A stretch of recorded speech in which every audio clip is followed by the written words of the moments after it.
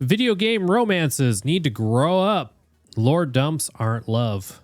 If you had to pick a good love story, you might think of something classic like Jane Austen's Emma or Casablanca, or maybe tragic like Giovanni's Room by James Baldwin or Romeo and Juliet, or possibly cozy like Heated Rivalry or Netflix Nobody Wants Us. I don't know what any of these things are. I have no fucking clue what any of this is. I think if you're writing an article towards like gamers and specifically gamers who like to romance characters in video games, you should like reference probably like smut books or the games that do that.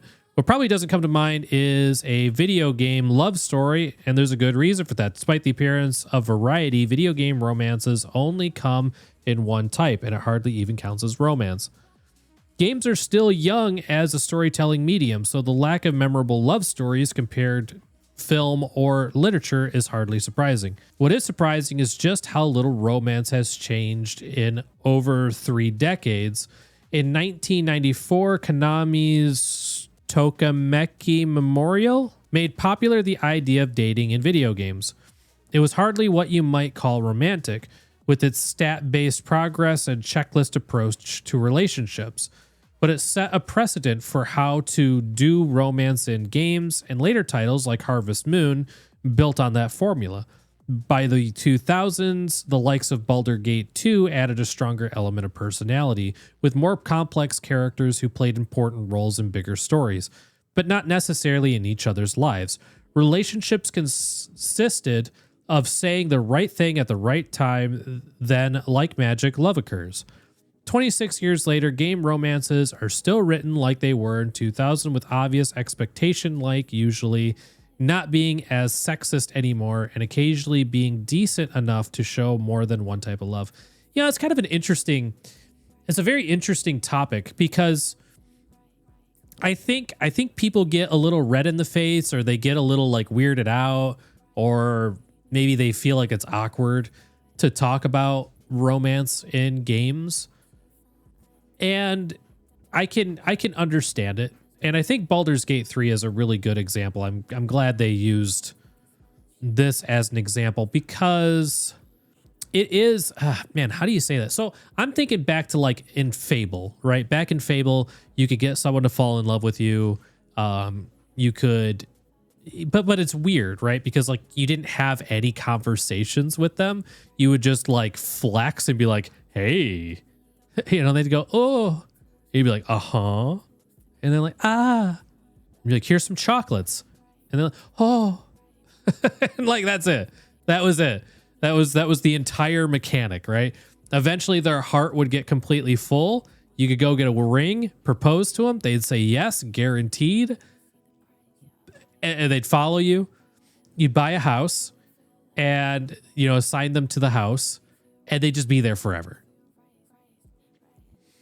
And, you know, eventually I don't know if it was in Fable 1, but definitely in Fable 2 and 3, you know, then you could have sex with them at, you know, little fade to black moment. And then you'd eventually have a kid running around, and like this kid, you could never interact with them. They could never grow up. Like, it's so weird. And a lot of games do that, even like Harvest Moon type games, because they have, you know, they have chunks of dialogue and that's it. And then there's like interactions and dialogues. So it's like interaction, outcome, dialogue, and that's it. And that's and they're right. They're right in this article. That really hasn't changed. And it's weird because I know, okay, I know. I'm talking to you, you fucking freak. I know there are gamers out there that all they want is after they beat Baldur's Gate 3, they want to have like a life simulation with whichever character they went off with. They want a special map that's got like their house with Shadowheart off in the woods like they had talked about, you know, just living normal life. They want that. Players, if you put out an $80 DLC, if you put out a $200 DLC that was the Life After Adventure DLC for Baldur's Gate 3, and the focus was, let's say like AI in the sense of Shadowheart's voice, but she could respond to you with like real answers, and has like a memory of your decisions and what you guys have been through and all that stuff. People would pay it. People would pay for that. They would 1,000% pay for that. It's just like, if you want to dethrone The Sims, basically recreate The Sims with the ability to have your Sims love interests like actually reciprocate and invest in each other. It's really weird. I think it's a line that I don't know. Maybe just no developer has just felt it like bold enough to do it, because just like how when ChatGPT became insanely accessible to like your normies, immediately people started making boyfriends and girlfriends on ChatGPT and was like trying to date them, wanting to marry them. And I think if you added graphics, personality, visuals, like in an actual life simulation along with that GPT kind of backup, cooked. Humanity would be fucking cooked. The gamers, which as we discussed before, everyone is now a gamer, cooked, completely cooked, gone. The collapse of society. I mean, I've played Skyrim in VR with like 500 mods activated, and like even that, it felt so real, and the audio felt so real. If you added an NPC character who moved into a house that I built with my bare hands in VR, and that person like knew me by name, was excited to see me, had wants and needs and wishes and ambitions, and was like, hey, I want to go on a trip to Winterhold, and you're like, fuck, okay. And like you're on this side quest that the AI just made up, and you're, just to improve your bond and your attachment. I'm telling you, I think an AI romance dungeon master injected into our games, people would just disappear from society. They'd be like, I gotta get home. My wife's expecting me. It's just this fucking VR headset sitting in the middle of an empty room. And then you start, then you have like virtual sex with this character, and they get virtually pregnant, and you're there through their virtual pregnancy. And then they have their virtual kid, and that kid knows you and calls you dad and wants to hang out. And you got to teach him everything. Got to teach him how to fish. Got to teach him how to whatever. Like, cooked. Totally cooked. What's crazy is we have the technology. There is nothing stopping us from going down that road. Nothing. Like, we have every ounce of technology that you would need to create that level of simulation. And the day a game development company announces that that's what they're doing, we're done. Then it's time to invest in every company that's creating VR peripherals. Anyone working on like omnidirectional tracks or sensation vests and stuff like that, immediately put every penny you have into supporting those companies. Because I think like AI robotics tech is going to get to the point of a maid-esque robot that has that you can have sex with. Like, that's coming. But it's going to be expensive. It's going to be clunky. It's going to be something like, if you have a robot in your house that's like doing your dishes and like vacuuming and stuff, but it like looks like a robot, no one's going to say anything. They'll be like, dude, that's fucking cool, man. You put a layer of skin on it and it just looks like a hot woman. Like, instantly, everyone is going to know. Instantly. Like, no question. You do it in VR, you do it in this virtual world with like the focus being on AI, cooked. Because you could do it in private. Your girlfriend of 8 years leaves you, and you buy a headset and a tactile vest. Gone. Absolutely gone. You're got that scene from Breaking Bad where they're like, who who goes from home to work and that's it for weeks on end? That would be a suspicious amount of work home, work home, work home. Oh man. Guys, I'm telling you, the future of gaming, we don't want this. Video game romances need to grow up. We don't want that. It's because it's the end. It's the beginning of the end. As here, it's about the fantasy of wooing someone cool and sexy, you might say. But do you ever really woo them? Most of these relationships, even the well-written ones, are just lore dumps disguised as love. You listen to Shadowheart's story in Baldur's Gate 3, and since you pass no judgment, fall in love. Same with Halsin and Garrus in Mass Effect. God, I forgot about the romancing in Mass Effect. That was crazy in Mass Effect.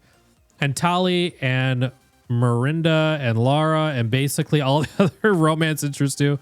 Granted, Mass Effect and Fire Emblem, for that matter, have the benefit of throwing lonely people together in high-pressure situations, so their sudden, intense relationships make more sense.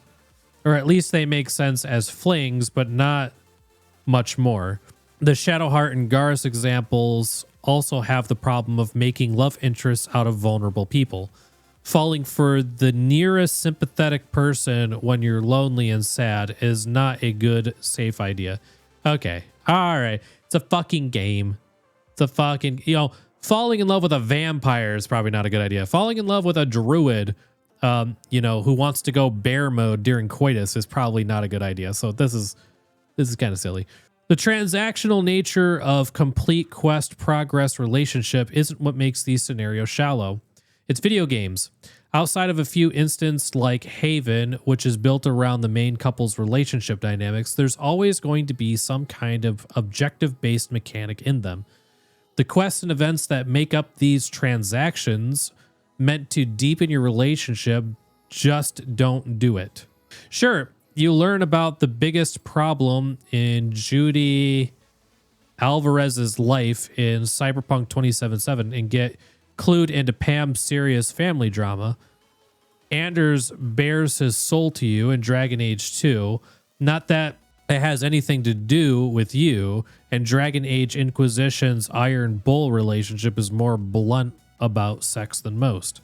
But reading an encyclopedia entry about everyone else's life and preferences, or even helping write it, doesn't equal love or even infatuation. Yeah. Okay, I see where you're going with this article. What's interesting to me is I think games like Fable, games like Baldur's Gate, like Mass Effect, like Cyberpunk 2077, I think it would be super easy to create like relationship systems within it. Complicated ones. But I feel like you almost have to include AI. Because you cannot account for every possible dialogue that would happen. And if you treat it as a post-main storyline sort of thing, like once the game kind of gets into side quests and sandbox mode because you've kind of beat the main content, and then from there you just release the character's mind to AI, they could all do it. That Jurassic Park quote. They spent so much time wondering if they could, they never stopped to ask if they should. I think it's kind of inevitable. Especially with like the whole like loneliness epidemic thing, and like people aren't having sex anymore, and kids aren't getting in, not kids, but young adults aren't getting into relationships as frequently. They're not having as many kids. Like it does seem like all of this is kind of inevitable, especially people who are on the more rejected side. I think it'll be extra true for them. I mean, yeah, okay. If you are playing video games as your main form of learning how to navigate a successful relationship, that's bad. That's bad. Right? That's bad. Okay, that's bad. Just like I think if you're reading, the smut model book about, the helpless college feminist dropout who is, screwing a minotaur and getting paid buku dollars for it, and he's like the perfect man bull thing, that's probably not a good way to set expectations. But if you can keep fantasy, if you can be like, this is a fantasy and I'm just enjoying it, then whatever. It doesn't matter what it looks like then. I don't think it matters. As long as kids aren't involved, like, it just doesn't matter. You just do your thing, have your fantasy, like, you know, eat your slop content, play your slop games, you know, read your slop books, whatever. It doesn't matter. It's all good. Everyone can do their own thing. Shouldn't be judged too heavily for it. That's how I feel.